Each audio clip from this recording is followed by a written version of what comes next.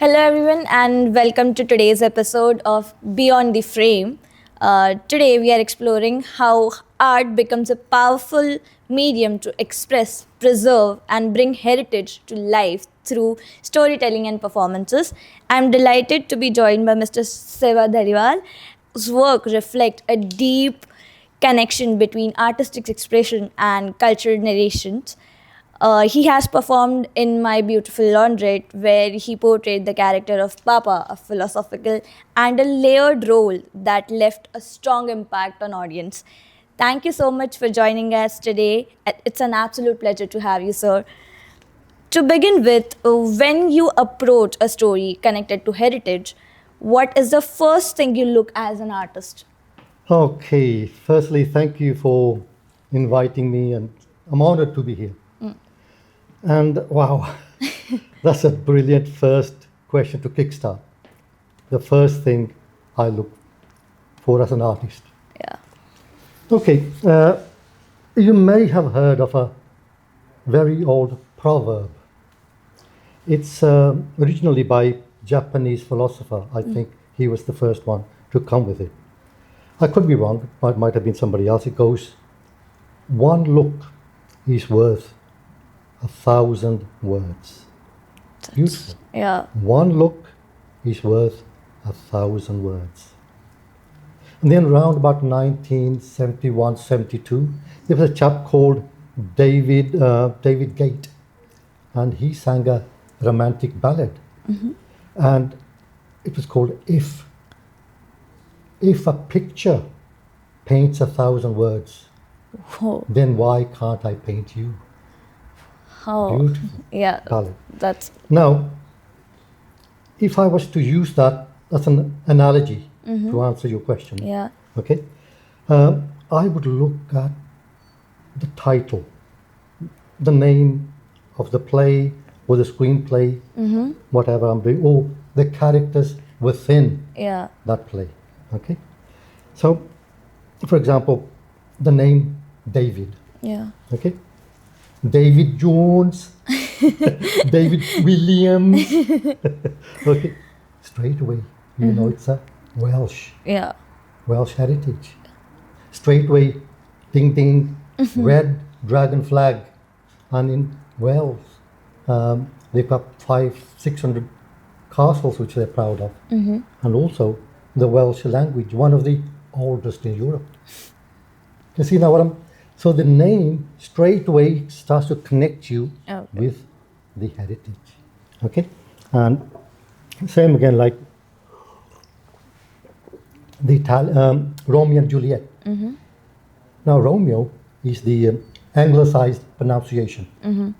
It's actually Romeo. Oh. Romeo. Okay, set in Italy. Yeah. So straight away you know it's a Italian Italian Italian heritage. heritage. Okay.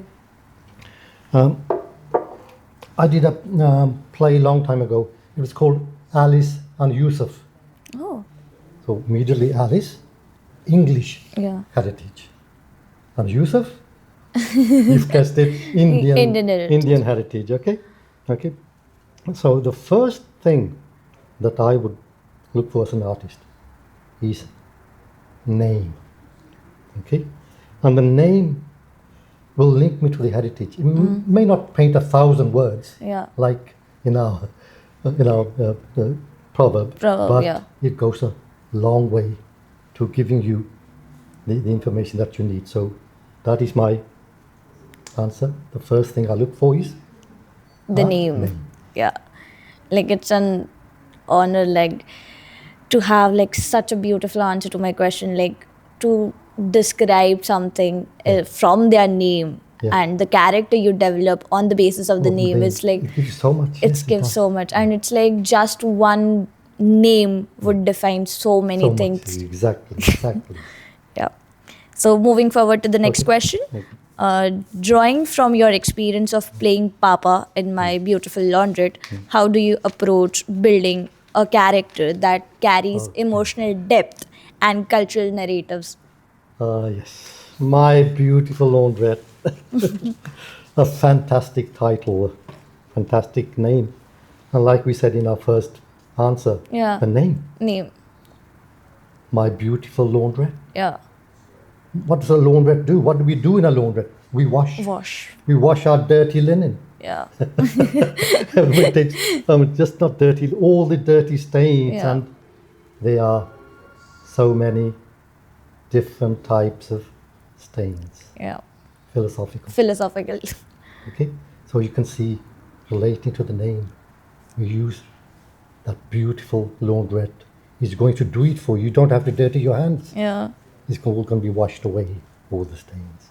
So, okay, so it's an excellent piece of work by Hanif Qureshi, a modern writer. Yeah.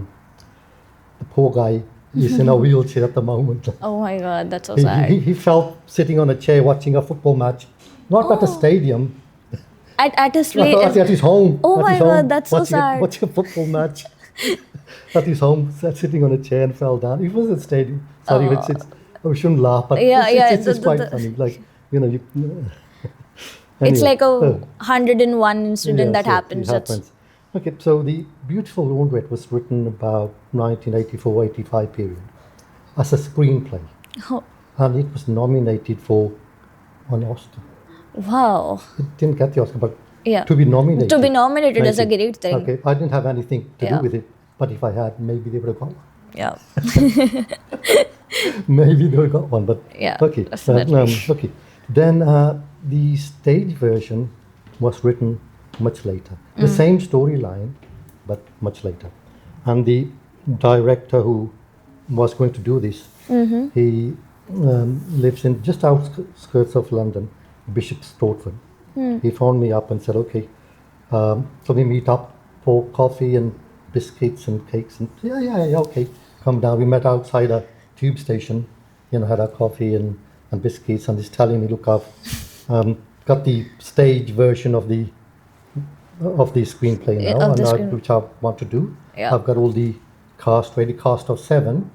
He had 6 members already picked, which he wanted to do, and he said it's going to be a national tour, Whoa. including RSC, Stratford, Shaftesbury Theatre, London, and the only person missing was Papa. Papa. And it's no audition, just a chat like we are having now. Yeah. And he said, would you, of course he knew my work, Yeah. and he said, would you mind doing it for me?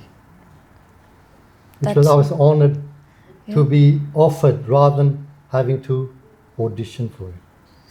It was nice, when people recognize Yeah. for what you do and how you go about doing it. And of course, I was not under any contract with anybody else. And if I was, then I would have said, sorry. Yeah. Okay. So I agreed, and I said, okay, well, I'll do the part. Okay.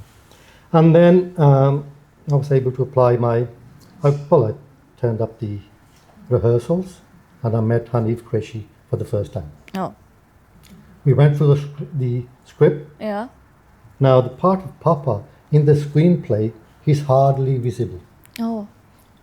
It was a story about 2 boys who fall in love. It was 1984, 80. That period, it was something new. It was something, Indifferent it's from something the. different, and it's a barrier break. It's. And now this stage version was different. Same background story, but now the part of Papa had much more depth. Oh, that's Okay? interesting. And so I was able to apply my training, and then by God's grace to be singled out for the performances every single time. Wherever we went, all the newspapers, all the write-ups. And so that's, and to say, how did I achieve this? Going back to your question now. Okay, Papa, rest in peace. Thank you. Okay, going back to, now let's look at the approach, yeah? Yeah. Now, in the olden times, in theatre, in acting, they used to have big gestures. Yeah. They'll make a big gesture. Where's the moon? And like, Juliet, I am. It was so false. Yeah. It wasn't real. It was boring. That's how they used to do it in the old times. And then in the late 19th century, there was a Russian actor, Konstantin Stanislavski. Have you heard the name? Nope. Check it out. Yeah, surely. All the acting is based on his foundations. So he developed these acting skills of how to go about. Konstantin Stanislavski. Yeah. Okay? And then this system was developed by another guy called Lee Strasberg. And what it does, it focuses on inner psychology to search for the truth, to create the realistic behavior of a character. Does that mean? Like by using past experience and then to trigger genuine emotions based on your past experience rather than just mimicking. Yes, pretending. So that's what he was able to devise. Now, some actors stay in character Yeah. on and off set to maintain their character emotions. Yeah. Like Robert De Niro, you know what he did? Have you heard of the film called Taxi Driver? Yeah, I have. Like Taxi a bit. Driver. Yeah. It's a great film. And what he did was he hired a taxi and he drove round and round in New York Yeah. before they even began filming. That's how far some people go. That's very interesting. And, Like, and Dustin Hoffman, yeah. when he did the film Marathon Man. Does that ring about Marathon Man? It's again another classic. Yeah. And what he used to do was he'll go for a big run before every time they went on set. Yeah. He would do a long run and then come onto set Oh, why though? to get into the role because it's about a marathon man. Oh, like to To create an create experience before, that yeah. before so he could go through his motions. So he's got his character in. And Laurence Olivier is again a big actor. He said to me, "Look, young man, why do you punish yourself doing all this? Yeah. Why don't you just act?" That's fair because Yeah, it's like, but that was his way because it's called method acting. A lot Yeah. of actors go, to the core, properly in the depth and then work. and, Yeah. and that's how they and like one of the actors, Daniel Day-Lewis, he worked on the screen. He was one of the characters in My Beautiful Laundrette, the screenplay. Okay. Not in the stage, but in the and he's another one. He would even offset. He prefers to be called by his character name rather than his name, so he can maintain his character Okay. throughout. So that's how Throughout the time, like you did. so that he can give a better performance. It's called method acting. Method acting. That's what people, how far they go. So I met the director. So he offered me the part and say, "Okay, how am I going to do this part?" Okay. Now my approach, okay, is my father. I also used to call Papa, coincidentally. Coincidentally. And he was ex-army soldier. Oh, No education, nothing. yeah. And old, the frontline soldier, you shoot and you're shot at. If you're educated, you'll be at the back Yeah. giving orders. So it's the front line who do all your dirty work. Going back to our beautiful laundrette. Yeah. So people That's so relatable it's experience you would people have. who get the stripes are sitting at the back. And people who do the dirty work, the hard graft. Get their hands dirty, get their knees dirty. They're out down there shooting. What they're going to do? So you can see how it relates to the story. And then when my father came to England, he was again working in a foundry. Same thing again, doing all the hard work. Whereas all the others who get the credit for it.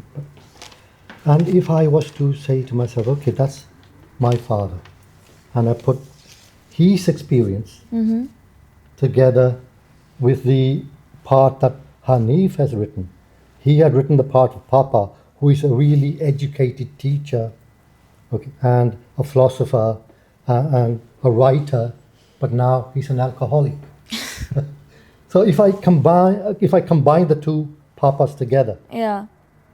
and I add my own Acting acting experience. experience with it to create that character, and that is how I built the emotional depth and the cultural nuance for the part.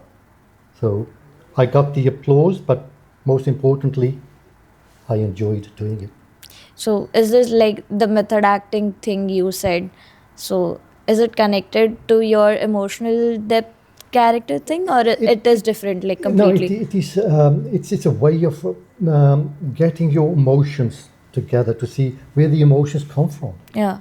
Like if I try to draw upon my father's experience, how he was Yeah. at that time, and because he used to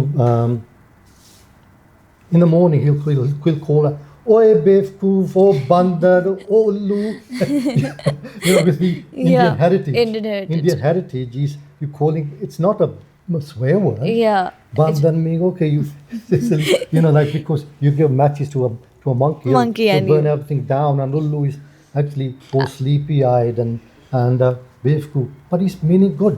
Yeah. He's not being bad, but then I'll quickly get up, have a wash, go downstairs, and he's got hot milk and cereal ready for me to have my breakfast, a Yeah. cup of tea. So you can see where the emotions come from, how Yeah. they're linked. And then, okay, okay, let's do whatever we are doing at the weekend, wallpapering or painting. Yeah. And that is where the cultural things come out from their experience of why and how my papa felt, and how Hanif, who wrote the part, and why he's turned an alcoholic. Oh. He might be a really educated person, but what turned him to be an alcoholic? Alcoholic. Because his son has Started. turned gay, Yeah. and he can't deal with it. He's having difficulty dealing with a son who's turned gay. And so you can see different layers Yeah. start to play, and you bring all those emotions, and that's what gives you the edge to say, if I can work on these emotions and make the part so much more interesting. And that's what, when people see that happening on stage, they say, wow, that is, it's method acting where you're drawing on experience of people that you know, Yeah. and you put them together. That's very interesting. Like I haven't like heard about something like So that and before. well, there is there's another method called where you act and react, and that is by another guy who developed his own little. But then you can't really inject that much Yeah. emotion if you have not worked on it. You are just responding to somebody. Yeah. You act, somebody says something, Yeah. and you just respond to it. They say, well, that's natural. It might be natural, but you can't really inject sometimes the emotion that you might have for that character. Yeah, because some characters develop something Hmm. that turns out so emotional, so empathetic that like person sitting in the audience would get connected to it, and that is the most important thing in the Well, acting that's career. why audience go away and they want to talk Yeah. about it. Yeah. And what you want is for them to come back and see the play again, or tell other people to say, come back and go and see this place. This is wonderful. No, I really enjoyed that. And what I found really good about that was at that out of the other 6 actors, Yeah. when I was on set, there was 2 in those 2 magic scenes for me. I just had the 2 gay boys, and I'm on stage with them, Yeah. and the other 4 in the wings would stand and actually watch and admire. And at the end, and they will ask, well, how was that for me? I would still, and at the end of each performance, the director would sort of go through the notes of things, how they went. Yeah. And if anyone missed anything, he'll come to me last and say, well, did you achieve your 100% that you're aiming for? The answer would always be no. No. And the other category said, why? But that's beautiful. I said, no, it's 92, 93, 94%. Yeah. As I'm aiming, as the day I reach the 100%, that means Yeah. People would be in tears. People would be like, it's that means I'll become the part which I'm not. I'm aiming to be that, but I will never reach that. Yeah. Okay, that was like a lovely depthful answer, which was like stunning for me. Thank you, audience. I hope you love this conversation, and we'll be back shortly. Don't go away.